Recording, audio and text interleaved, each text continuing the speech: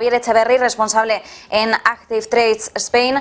Javier, ¿qué tal estás? Bueno, un día más, muy buenas, muchísimas gracias por acompañarnos. ¿Cómo estás viendo el comportamiento de Credit Suisse en el día de hoy?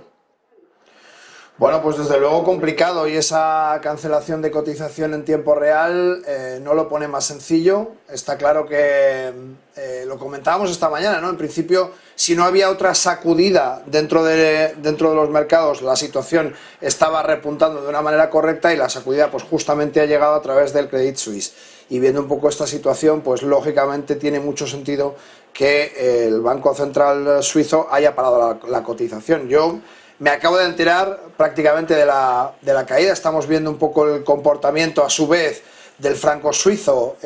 Podemos irnos a velas horarias, que nos va a ayudar un poco más a entender el movimiento, y si os fijáis pues tenemos correlación directa con lo que sucede en Credit Suisse y el franco suizo, que lógicamente si vemos el dólar estadounidense contra el franco suizo, vemos el debilitamiento de este activo, del franco suizo, con respecto a esto, evidentemente de una manera muchísimo más contenida, porque el Credit Suisse no es el Banco Central Suizo, pero recordemos que en 2015 ya el Banco Central Suizo dijo que no iba a liberalizar la moneda, que no lo iba a soltar, y de repente lo hizo, causando uno de los movimientos más increíbles que hemos visto dentro de Forex y dentro del mercado de divisas. Por tanto, bueno, que hayan parado la cotización, a mí lo único que me hace es ponerme en guardia, ver un poco la situación que hay, estar muy atento de todos los datos que nos vamos a ir enterando, pero ya te digo que no me genera una gran confianza lo que vaya a suceder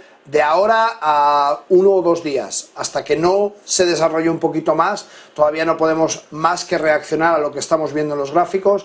Vemos este impacto importante, vemos el mercado cerrado con esa preapertura, con ese pre de en torno al 22,22%, esa preapertura que ha cerrado. A mí todavía no me figura la apertura hecha, y por tanto, bueno, pues lo único que podemos hacer es estar pendientes. Importante reseñar que dentro del Credit Suisse hay una parte importante de este banco que se ocupa del Banco Universal Sueco. Por tanto, tenemos que estar pendientes también de esa correlación que podríamos sufrir con el Banco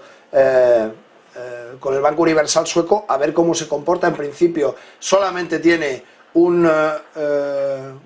déjame que te diga exactamente, un 3,57 de caída el Banco Universal Sueco. Svenska Handelsbanken solamente tiene un 3,59, pero lógicamente al estar participado por Credit Suisse podría tener bastantes problemas. Bueno, eso es importante porque también nos da una perspectiva, una fotografía algo más amplia de posibles, sobre todo también impactos de lo que estamos viendo en estos momentos en Credit Suisse. Javier, ¿hasta qué punto lo podemos extrapolar también a un riesgo mayor para la banca? Si el lunes hablábamos de los posibles riesgos que entrañaba el colapso de Silicon Valley Bank, aunque se intentaba apaciguar un poco diciendo que, bueno, al final el modelo de negocio de Silicon Valley Bank dista mucho, ¿no?, del modelo de los prestamistas estadounidenses o del modelo bancario europeo. En el caso de Credit Suisse no podemos justificarlo de esa forma. ¿Qué sería mejor? Porque los analistas con los que hemos hablado hasta el momento nos dicen, hombre, la quiebra de Credit Suisse ahora mismo sería lo mejor que le podría pasar a la banca. La pregunta es, ¿sería así? ¿Lo ves de esa forma? ¿Compartes también esa visión? Y en el caso de una quiebra ya definitiva, ¿cuán cerca estamos de esa quiebra?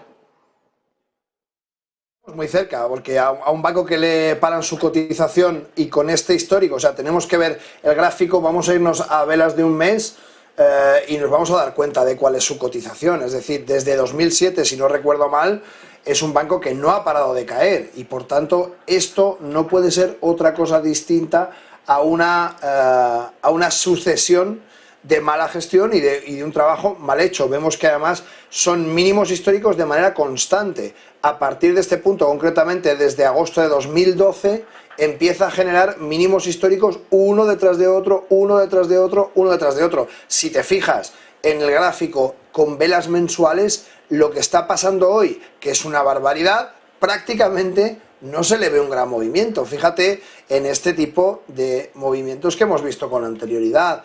Claramente no es el mismo porcentaje, puesto que no es el mismo volumen monetario, pero aquí tenemos otro 26% de caída en un solo mes, en concreto en marzo del 21. No es algo nuevo y por tanto entiendo perfectamente a los compañeros que digan que lo que mejor podría suceder es que lo dejaran caer y que, bueno, pues termináramos un poco con esta gestión nefasta que se está llevando un montón de millones. Lógicamente, al no ser un banco de la Unión Europea, puesto que es un banco de origen suizo, no tenemos que temer una fuga de capital para poder ayudar a este banco, para poder hacer un rescate, pero bueno, lógicamente influye en un momento muy delicado en el que la confianza en el sistema interbancario está siendo bombardeada por la situación actual.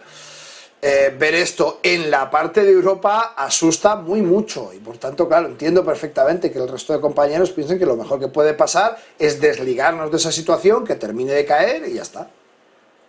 Pues nos quedamos con ese análisis. Javier Echeverri, como siempre, muchísimas gracias por acudir a nuestra llamada.